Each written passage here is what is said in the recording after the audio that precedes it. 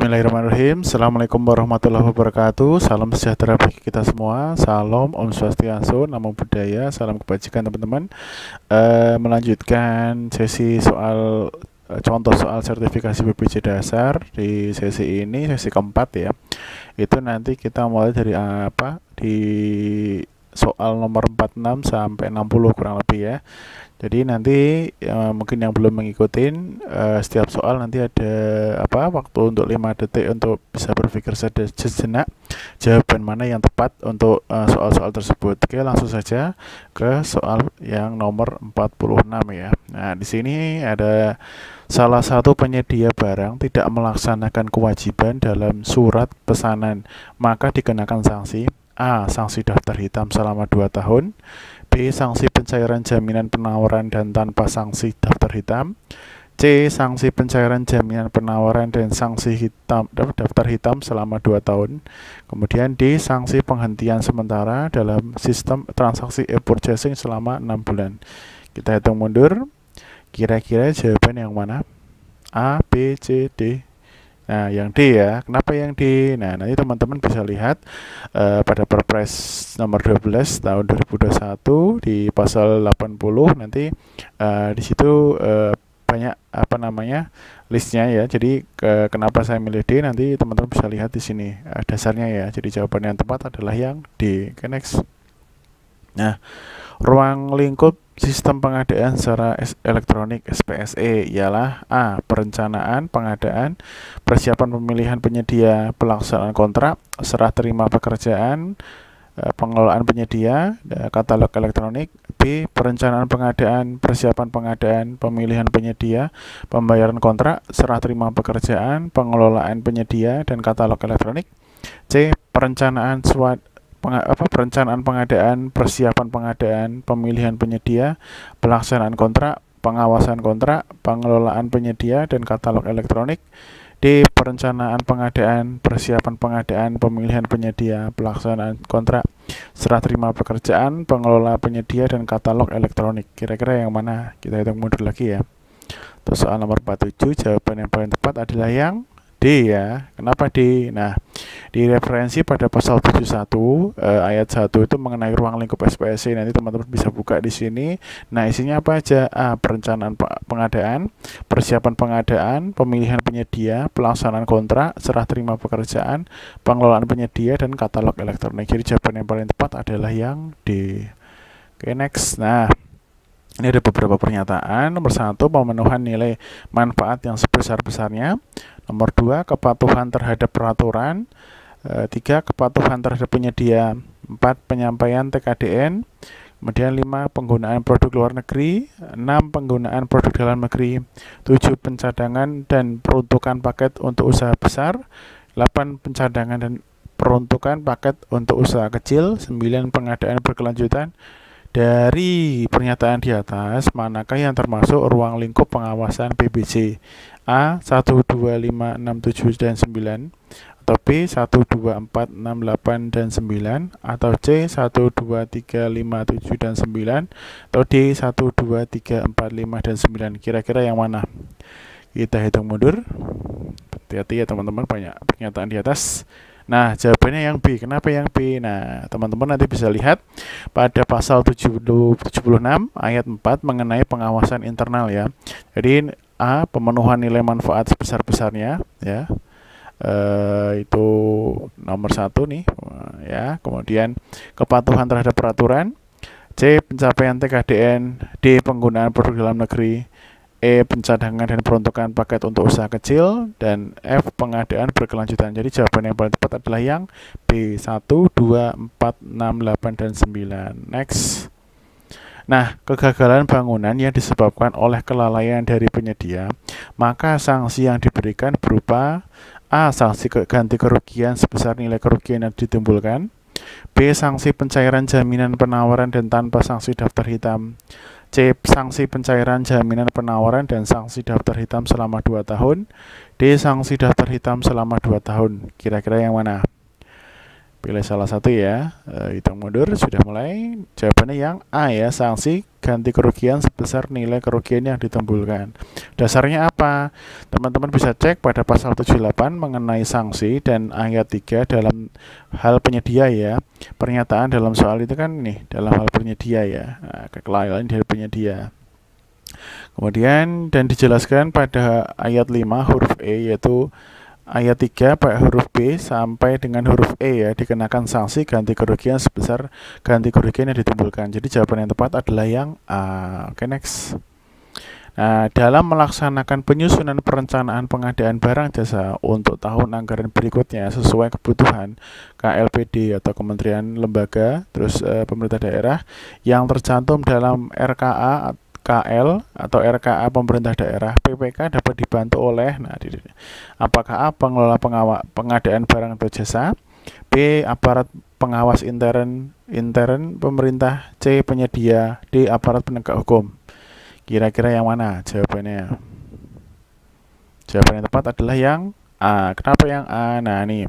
Jadi referensinya pada pasal 11 yaitu mengenai tugas PPK yang menyusun perencanaan pengadaan ya. Kemudian pada pasal 10 mengenai kuasa pengguna anggaran, pada ayat keempat KPA juga dapat dibantu oleh pengelola pengadaan barang atau jasa, sehingga PPK juga dapat dibantu oleh pengelola barang dan jasa. Jadi jawaban yang tepat adalah yang A. Oke. Nah, ini untuk soal nomor 51.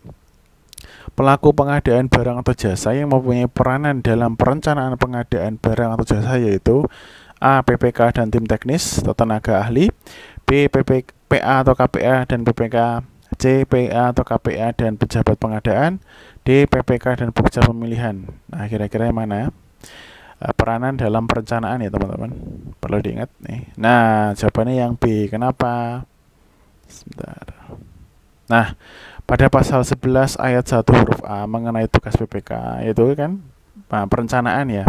Tugas PPK menyusun perencanaan pengadaan nih, ya kan. Kemudian untuk pekerja pemilihan dan pejabat pengadaan di C dan D poinnya itu nanti kalau misal di peranan dalam perencanaan itu ada namanya conflict of interest ya.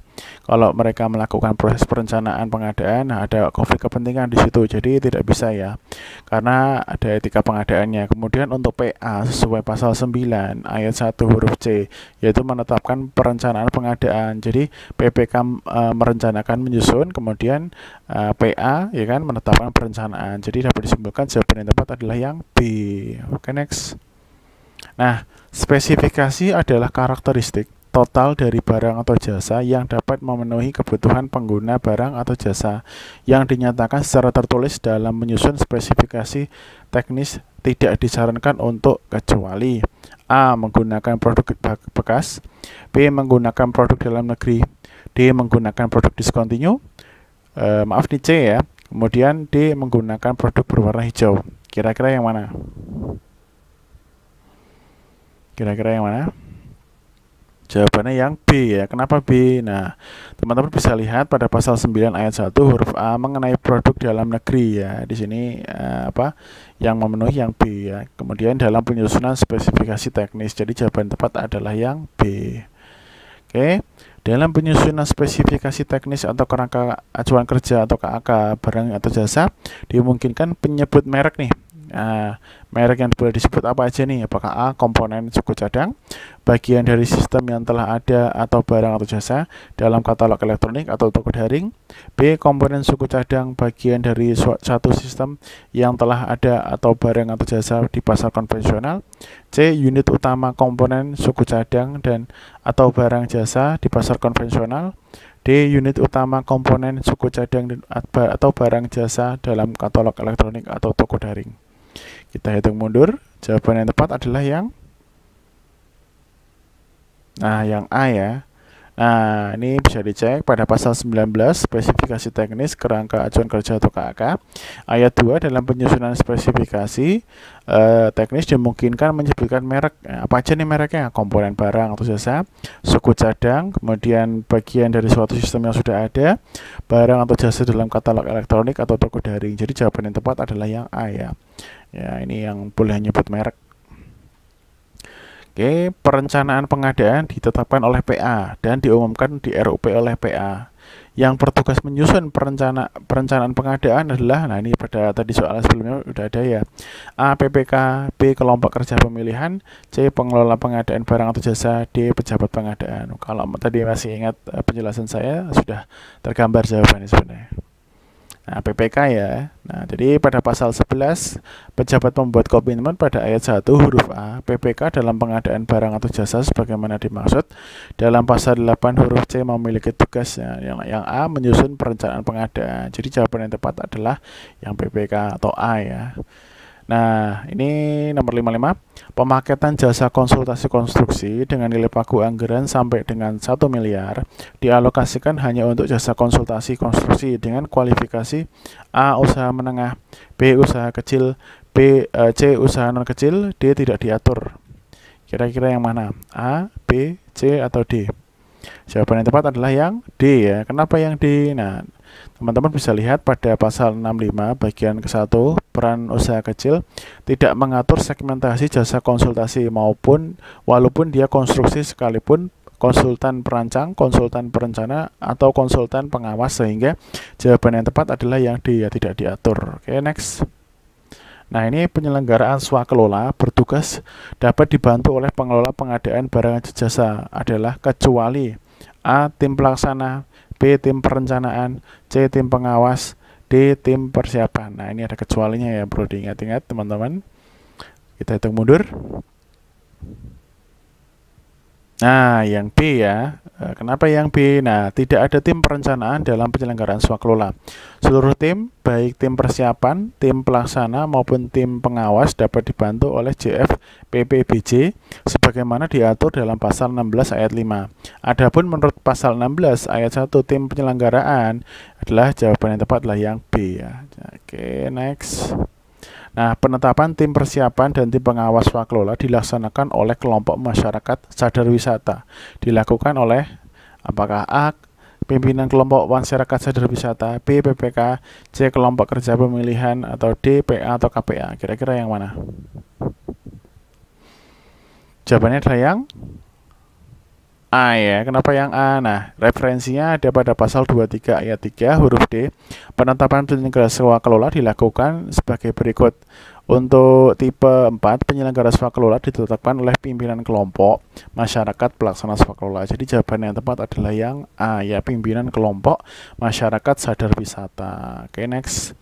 Penetapan nota kesepahaman atau MOU sebagai kesepakatan kerjasama swakelola tipe 2 yang dilaksanakan antara pemerintah daerah Kabupaten X dengan Universitas Negeri Kabupaten X dilakukan oleh apakah A. Bupati Kabupaten X dengan pimpinan Universitas Negeri Kabupaten X, atau B. Bupati Kabupaten X dengan Rektor Universitas Negeri Kabupaten X, atau C. PPK dengan pimpinan Universitas Negeri Kabupaten X, atau D.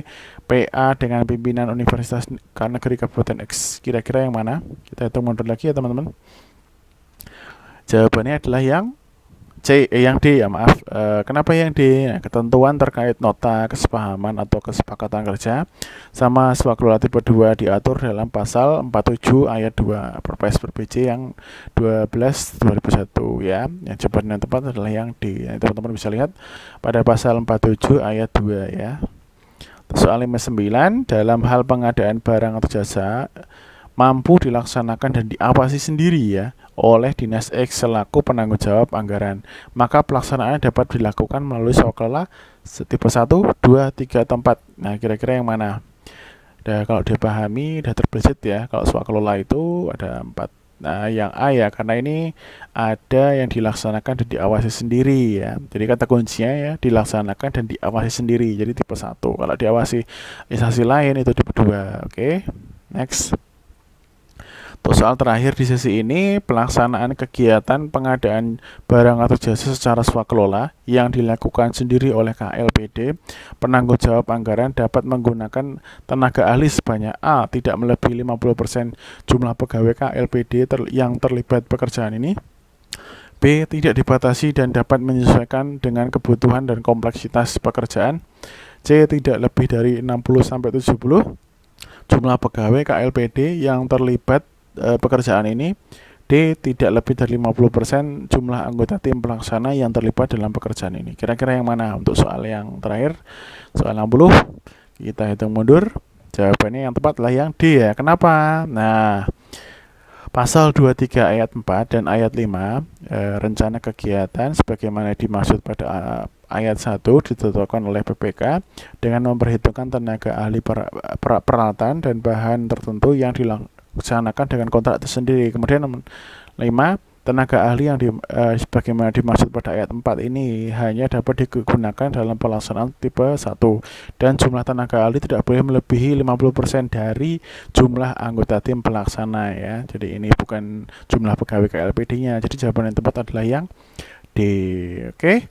Untuk sesi ini alhamdulillah sudah berakhir. Untuk teman-teman yang akan melakukan training atau ibaratnya tryout untuk sertifikasi atau bahkan teman-teman untuk yang tes SKP terutama yang PBJ ya, pengadaan barang dan jasa, saya doakan semoga semuanya lancar, kemudian mendapat hasil yang terbaik. Kemudian jika teman-teman berkenan, jangan lupa like, share, and subscribe karena itu sebuah tanda terima kasih dari teman-teman sehingga saya bisa lebih bersemangat dan teman-teman juga bisa mendapatkan saling belajar, sama-sama belajar ya. Jadi kalau misal saya ada salah-salah kata, saya mohon maaf. Terima kasih. Assalamualaikum warahmatullahi wabarakatuh.